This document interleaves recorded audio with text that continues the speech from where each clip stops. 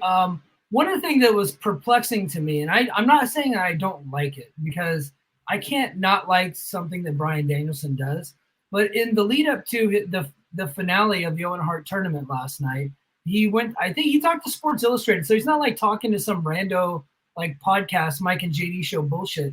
He's talking like big wigs out there, and said that he has basically like he doesn't think that he deserves the title. Really didn't have a whole lot of interest in the title. Was pretty apathetic to the whole deal. And so I'm like, okay, well, it would make sense for Hangman to win here because Hangman wants it really bad. They have the feud. The reason why, he cut that beautiful promo on Monday with the blood all over his face, like this is perfect. And then turns out it was just a big swerve, and Bryan Danielson's going to be heading to All In like we assumed originally that he's going to do to face Swerve. What do you guys think about this? And do you put the title on Danielson at this point? Go ahead, Josh. I mean, it sure seems like you put the belt on him, doesn't it? Like the end of All In, it's going to be the last match. Dramatically speaking, right? Like, so if you think about it from like what makes it like, what's the biggest moment? Swerve retaining doesn't feel like the celebration. It's everybody standing there pumping their fists chanting yes, right? Like that just feels like that's the image. And look, Tony Khan doesn't always do the image, but like dude's trying to sell out 100,000 seats. He's got to do something. And it's like when you're trying to do that and like he wants to do it again next year. So like you sort of have to, there's certain things that you have to kowtow to. Like you have to satisfy your audience. And you have to make them happy. And so it feels like there's no way for him not to win. Because what it nets for Swerve in terms of him like looking like a badass for winning doesn't outweigh the bad feeling of he's retiring and didn't win. I mean, maybe it's like him getting his retirement, like that he's retiring is enough that people will be all excited, but it like Rocky losing at the end of Rocky only works because it's not that he lost, it's that he survived. Right? Like that's why it matters. So if they manage to somehow build Swerve up to the point in the next, 4 weeks that we think that Swerve is literally going to murder him in the ring, then him not winning will be enough of an ending.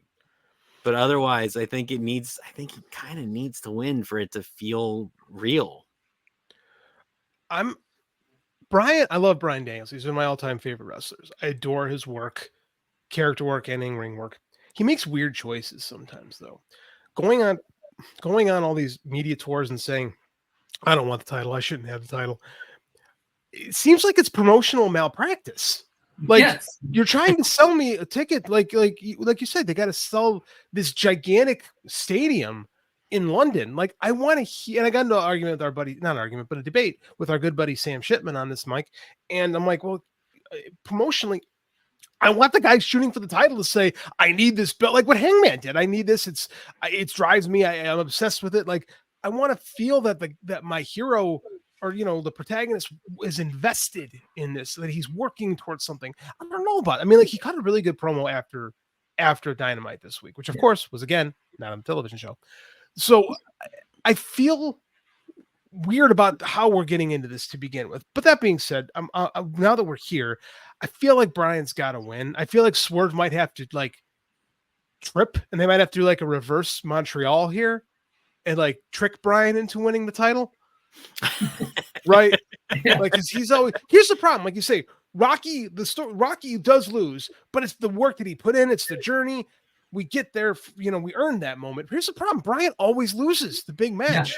Bryan's story in this company is he constantly loses, and he like wants to do it. He wants to put everyone over. Yeah. He's almost too giving. Like he's almost like too good a dude in real life. Right. I need him to be a little selfish here and like give us that big crescendo. Cause here's the thing, Mike, where's Where's Dynasty at this year? Dynasty? Is it Dynasty? Isn't that's the late show? Wrestle Dream. It's in the Tacoma Dome. I'm sorry. Yeah, Wrestle Dream, Tacoma Dome. Tacoma Dome. And that's that's Swerve and that's Swerve and Bryan's home, both of them Washington. So you can have the rematch in Washington, and people are going to be all fired up when Swerve wins again, wins the next time around. Yeah. But I think, like Josh says, I think they need them. I think the company needs that moment, right? I think the AEW title lineage needs Bryan Danielson on there.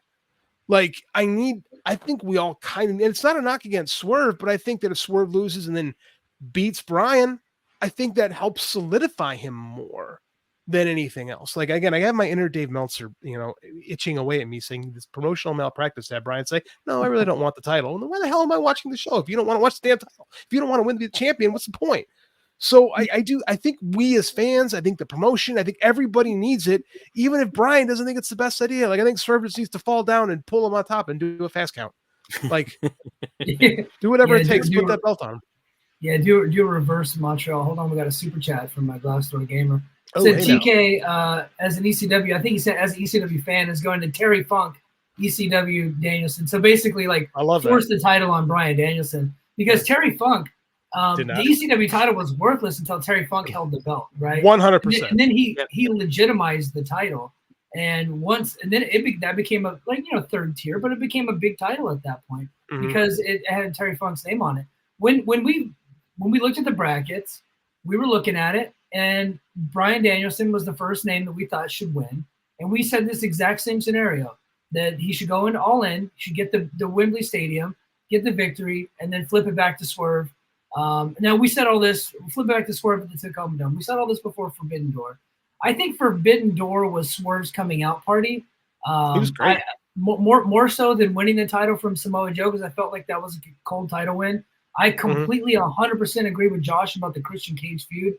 While it ended up being a good feud, I didn't find it to be important. I didn't think that it needed to happen. They didn't tell us it was important. I wasn't dying to see it. But you have two really good performers in Christian Cage, an all-time performer. They somehow made it interesting at the end, but they didn't make it important. I felt the Ospreay match was important. They were the two biggest stars on the show at Forbidden Door by far. And he came away, and I thought he was a made man. I think I'm at the point now with all the stuff that Danielson has said that he doesn't really want the title. I don't know that you take it off Swerve just yet. I think you just keep plugging away at it. And you give him the victory to go over an all-time legend like Bryan Danielson. So this isn't a brace for debate thing because arm can be twisted a little bit on this one to go lean towards Danielson. But I think right now you put a gun to my head, I say keep it on Swerve for right now. Oh, difference of opinion. I like it. We haven't done that in a while. Yeah, I do wonder if some of it, because Danielson is he's so into kayfabe and going around how he manipulates the media. I wonder how much of it is him trying to set expectations that he is gonna lose. I think you're right. Yeah. So that he can win. So that when he wins, it's actually has a surprise. So it feels like a surprise because everyone's not expecting it. Because I think everyone is expecting him to win, and it's I have to try and give some illusion of surprise. Hey, but I don't want to be surprised. I want the thing to happen. I think it kind of worked this week though, because I don't think any of us expected Paige to lose. I was at Chicago. I was in the stadium last week in Chicago. Right, I posted a video, Mike and JD Show Patreon. Me and my little buddy hanging out at Dynamite last week. So when Paige showed up and beat the ever living shit out of Jeff Jarrett, loved it. I thought for sure we're gonna get that. We're gonna get Swerve and Hangman in London. So I was surprised. I mean, I think Mike and I both figured, we didn't see this coming. Probably should have, right? Because we did. We talked about it on the show. So I think maybe Josh, you got a good point there. Maybe this is the reverse work, if you will. I can't win. I shouldn't be the champ. Kind of what Punk was doing, but Punk even him talking about retiring, it's the same thing, right? If he just keeps saying well, I'm going to retire anyways, and I'm going to be done. This is it for me. And how could I be the champion? I'm retiring. It's well, yeah, you're going to retire as you're going to become the champion. You're going to have a championship run. And then you get to have the retirement match, essentially. It's because this isn't a retirement match. If he was going to retire, If he was going to be retired, I think they would make it a retirement match. Allow me to. That's the money, like that's where the money is. I agree with you, and I'm going to quote I'm going to give you my favorite Bryan Danielson quote right now. Lying is fun. Yeah. Mm-hmm. Yeah. I just felt like this lie missed the mark. I think it made me lose a little bit interest in his journey by him saying that. Now, the fact of the matter is he is one of the most amazing performers I've ever seen. So they immediately got me back into it.